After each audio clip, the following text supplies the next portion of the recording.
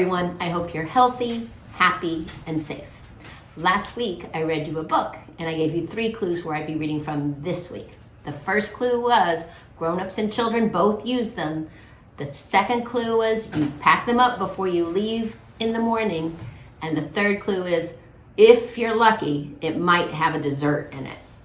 If you guessed I'd be reading to you with my handy-dandy lunch bag, then you would be correct. The book I'm reading to you this week is Alexander and the Terrible, Horrible, No Good, Very Bad Day, written by Judy Vorst, illustrated by Ray Cruz. Alexander and the Terrible, Horrible, No Good, Very Bad Day by Judith Vorst, illustrated by Ray Cruz. I went to sleep with gum in my mouth, and now there's gum in my hair. And when I got out of bed this morning, I tripped on the skateboard, and by mistake I dropped my sweater in the sink while the water was running, and I could tell it was going to be a terrible, horrible, no good, very bad day.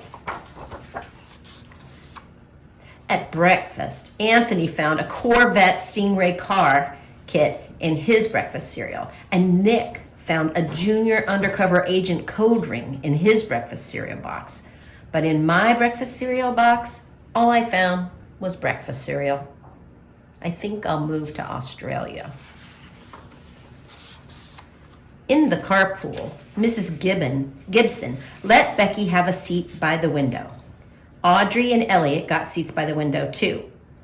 I said I was being scrunched. I said I was being smushed. I said, if I don't get a seat by the window, I'm going to be car sick.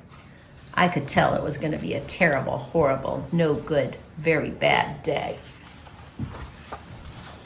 At school, Mrs. Dickens liked Paul's picture of a sailboat better than my picture of an invisible castle.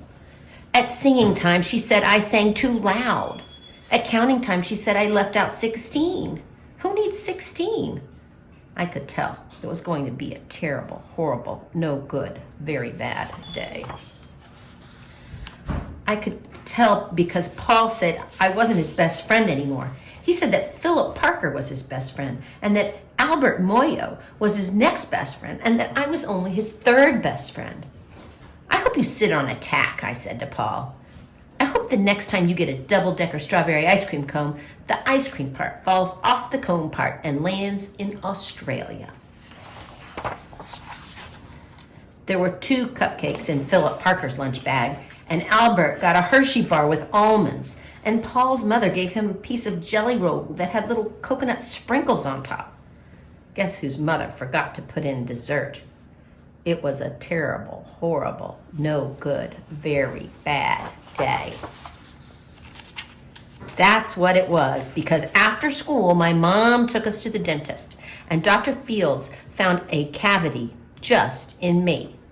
Come back next week and I'll fix it, said Dr. Fields. Next week, I said, I'm going to Australia. On the way downstairs, the elevator door closed on my foot, and while we were waiting for my mom to go get the car, Anthony made me fall where it was muddy, and then when I started crying because of the mud, Nick said I was a crybaby, and while I was punching Nick for saying crybaby, my mom came back with a car and scolded me for being muddy and fighting. I was having a terrible, horrible, no good, very bad day. I told everyone. No one even answered. So then we went to the shoe store to buy some sneakers. Anthony chose white ones with blue stripes. Nick chose red ones with white stripes. I chose blue ones with red stripes. But then the shoe man said, we're all sold out. They made me buy plain old white ones, but they can't make me wear them. When we picked up my dad at his office, he said I could play with his copying machine. He said I couldn't play with his copying machine, but I forgot. He also said to watch out for the books on his desk, and I was careful as I could be, except for my elbow. He also said don't fool around with his phone, but I think I called Australia. My dad says, please don't pick him up anymore. It was a terrible, horrible, no good, very bad day. Then there were lima beans for dinner, and I hate limas. There was kissing on TV, and I hate kissing. My bath was too hot. I got soap in my eyes, my marble went down the drain, and I had to wear my railroad train pajamas. I hate my railroad train pajamas. When I went to bed, Nick took the pillow he said I could keep, and the Mickey Mouse nightlight burned out, and I bit my tongue. The cat wants to sleep with Anthony, not with me. It has been a terrible, horrible, no good, very bad day. My mom says some days are like that, even in Australia. I hope you like that book. I love it. My favorite part is at the end, after Alexander has had this awful day where everything that he can think of has gone wrong. His mom says, "Yeah, Alexander, some days are just like that." Next week, I'll be reading another book, and here are the 3 clues where I'll be reading. The first clue is, all of you have them. The second clue is, they are soft and fluffy. And the third clue is, you probably have a favorite one that you sleep with. Hope to see you then. Bye-bye.